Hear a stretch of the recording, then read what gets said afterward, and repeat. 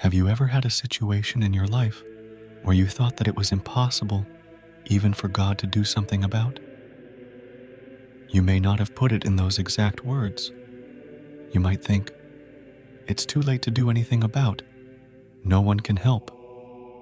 Or you could just decide not to pray and waste God's time with it. I've done it myself. I have mentally put limits on a limitless God. It happens to us more often than we think, because it's usually everyday situations where we limit God.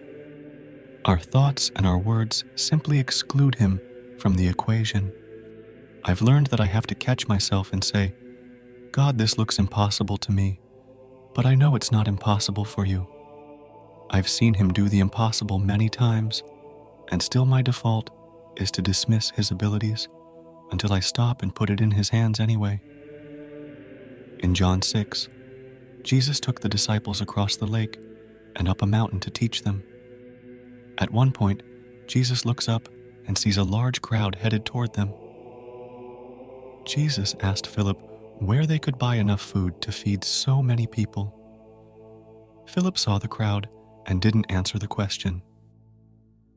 Instead, he told Jesus that it would take almost a year's salary to feed them. Then Andrew spoke up in verse 9, "There is a boy here who has 5 loaves of barley bread and 2 fish, but they will certainly not be enough for all these people." These men had seen a year's worth of miracles from Jesus, and both mentally limited his abilities without thinking about it.